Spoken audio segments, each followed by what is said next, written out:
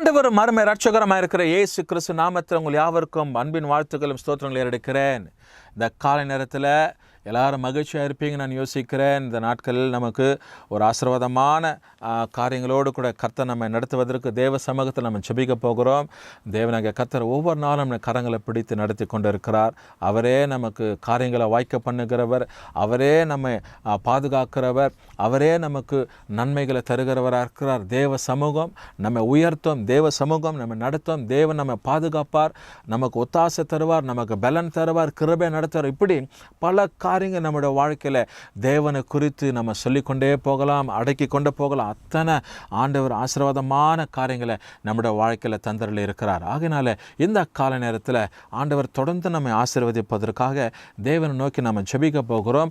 அதற்கு முன்பதாக ஒரு வசனத்தை நான் உங்களுக்காக வாசிக்கிறேன். 1 சாமுவேலின் புத்தகம் 2ஆம் அதிகாரம் 8ஆம் வசனம். The book of 1 Samuel chapter 2 verses 8 2:8 ரொம்ப அழகாக இந்த வார்த்தையை வாசிக்கிறோம். பாருங்கள். அவர் சிறியவனை புழுதிலிருந்து எடுத்து எளியவனை குப்பையிலிருந்து உயர்த்துகிறார் அப்படின்னு சொல்லி வார்த்தையில் நம்ம வாசிக்கிறோம். இன்னொரு முறை உங்களுக்காக சொல்கிறேன் பாருங்கள். அவர் சிறியவனை புழுதிலிருந்து எடுத்து எளியவனை குப்பையிலிருந்து உயர்த்துகிறார் அப்படின்னு சொல்லி ஆண்டவருடைய வசனம் சொல்லப்படுகிறது. என கருமையானவர்களே, ஆண்டவர் பாருங்க, ஆண்டவர் உயர்த்துகிறது தான் அவருடைய வேலை.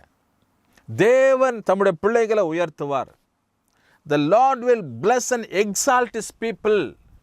தேவன் தம்முடைய பிள்ளைகளை உயர்த்துவார்னு சொல்லி ஒரு அடையாளம். பாருங்க, இன்றைக்கு ஆண்டவர் பாருங்க, அறியப்படாத ஒரு இடத்துல இருந்து, நாம கிரகிக்க கூடாத, யோசிக்க கூடாத இடத்துல இருந்து உயர்த்துவது தான் தேவனுடைய திட்டமாக இருக்கிறது. சிலரெல்லாம் சின்ன ஒரு பிஸ்னஸ் ஆரம்பிச்சிருப்பாங்க. அது சின்னதாக இருந்திருக்கும்.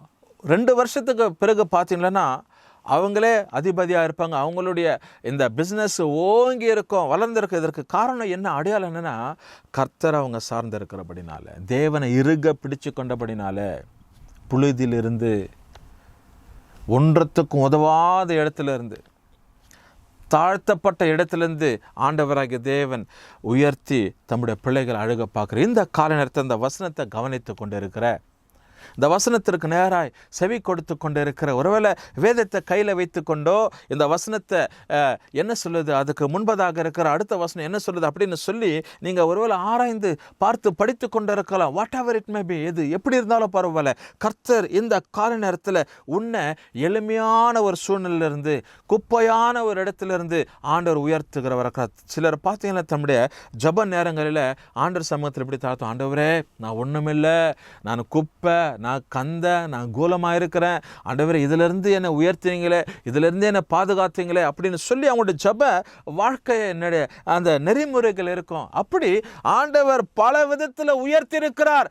ஆண்டவருடைய திட்டங்கள் உங்கள் வாழ்க்கையில் மேன்மை தந்திருக்குது. சாதாரணமாய் ஒரு இடத்துல வேலைக்கு போய் சேர்ந்த எத்தனையோ நபர்கள் உயர்த்தப்பட்டு அவங்க ரிட்டையர் ஆகி வெளியே வரத்துக்குள்ளாக பல போஸ்டிங்களை அவங்க கண்டடைந்து ஒரு மேன்மையான விஷயத்தோடு கூட பல லட்சங்களை சம்பாதித்து வெளியே வருகிற எத்தனை குடும்பங்கள் உண்டு, எத்தனை நண்பர்கள் உண்டு, எத்தனை ஐயாமார்கள் நம்ம பார்த்திருக்கிறோம். எனக்கு அருமையானவர்களை, இந்த கால நேரத்தில் அப்படிப்பட்ட நபர்களை உயர்த்தினவர், குப்பையிலிருந்து கொண்டு வந்தவர், புழுதியிலிருந்து உயர்த்தினவர், சின்ன இடத்திலிருந்து உயர்த்தினவர், ஒரு அறியப்படாத சூழ்நிலை உயர்த்தினவர். இந்த வசனத்தை கவனித்துக் கொண்டிருக்கிற இந்த கால நேரத்தில் கர்த்தரையே சார்ந்து வாழ்ந்து கொண்டிருக்க உங்க வாழ்க்கையில் கர்த்தர் உயர்வை கொடுக்க மாட்டாரா? நிச்சயமாய் கொடுத்து நடத்துவார். எந்த விதமான ஐயம் கிடையாது, எந்த சந்தேகம் கிடையாது. கர்த்தரே உன்னை நடத்துவார், கர்த்தரே உன்னை பாதுகாப்பார். அதனால தான் 28ஆம் உபாகமத்தின் புத்தகத்தில் வாசிக்கிறோம். உபாகமம் 28 சொல்லப்படுது, கர்த்தர் வாளாக்காதபடி தலையாக உயர்த்துகிற தேவன். அவர் உயர்த்துவார். உயர்த்துறது தான் தேவனுடைய வேலை. உயர்த்துவதற்கு தேவ சமூகத்தை நம்ம அடிப்பணி நம்ம தாழ்த்தப்பட்டு இருக்க வேண்டும். யாரெல்லாம் தாழ்த்தப்படுகிறாரோ அவங்களை நிச்சயமாக கர்த்தர் மேன்மைக்குள்ள வைக்கிறவராக. எத்தனை காரியங்கள் நம்ம கவனித்திருக்கிறோம், பார்த்துருக்கிறோம். செய்தித்தாள்கள், நாளிதழ்களில், தொலைக்காட்சியின் செய்திகளை பார்த்துருக்கிறோம். ஆண்டவர் உயர்த்தியிருக்கிற ஒரு அளவில்லாதபடிக்கு ஆசீர்வாதம் தம்முடைய பிள்ளைங்க வாழ்க்கையில், ஊழிய பாதைகளை கூட ஆரம்பித்த நாட்கள் சின்ன ஒரு இடத்துல ஆரம்பிச்சிருப்போம். அந்த இடம் கிரகிக்கப்பட்ட ஒரு முடியாத ஒரு இடமா இருந்திருக்கும். அந்த இடத்துல உனக்கு சரியான ரெஸ்பான்ஸ் இருந்திருக்காது. யோசித்திருக்க கூடாத ஒரு இடம், சின்ன இடத்துலேருந்து, மட்டமான ஒரு இடத்துலேருந்து தேவனுக்கு உண்மையாக இருந்தபடினால, தேவனை உண்மையாக நோக்கி பார்த்தபடினால, ஊழிய பாதைகளை கர்த்தருக்கு பிரியமான ஊழியத்தை செய்தபடினால கர்த்தர் பல விதத்தில் உயர்த்திருக்கிறார். இந்த கால நேரத்தில் அந்த உயர்வு உங்கள் வாழ்க்கைக்கு அற்புதமாய் காணப்படட்டும். அந்த உயர்வு உங்கள் வாழ்க்கையும் உயர்த்தப்படட்டும். அந்த உயர்வு உங்கள் வாழ்க்கையில் நீங்கள் காணுவீர்கள் என்று சொல்லி ஆண்டோட சமூகத்தில் உங்களுக்காக நான் ஜெபிக்கிறேன். தேவன் நம்முடைய வாழ்க்கையை உயர்த்துகிறவராக இருக்கிறார். யாரெல்லாம் இருக்கட்டும், உங்கள் பிள்ளைங்களுக்காக, குடும்பத்தில் உள்ளவங்களுக்காக தேவனுடைய சுவிசேஷத்தை மற்றவங்களுக்கு சொல்லி நீங்கள் நடத்தி பாருங்கள். உங்கள் வாழ்க்கை உயர்த்தப்பட்டு இருக்கும். உங்ககிட்ட நிற்பாங்க, உதவிக்கு கேட்பாங்க.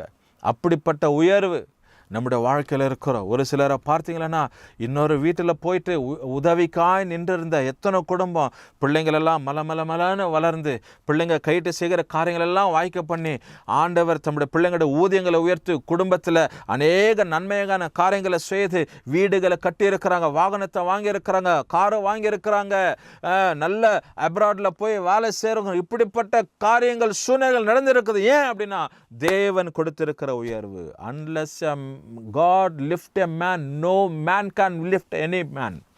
தேவன் மனுஷனை உயர்த்தாதபடிக்கு எந்த மனுஷனோ இன்னொரு மனுஷனை உயர்த்தவே முடியாது. இதுதான் நம்முடைய வாழ்க்கையில் அறிந்து கொள்ள வேண்டியது. அதனால தான் இந்த 1 சாமுவேல் 2:8 வாசிக்கிறோம், அவர் சிறியவனை புழுதிலிருந்து எடுத்து எளியவனை குப்பையிலிருந்து உயர்த்துகிற தேவனாக இருக்கிறார். இந்த கால நேரத்தில் உன்னை உயர்த்துகிற தேவனாக இருக்கிறார். The Lord will lift you up. கர்த்தர் உங்களை ஆசீர்வதிப்பார். ஜெபம் பண்ணுவோம். நல்ல ஆண்டவர், இந்த கால நேரத்துக்காக நன்றி.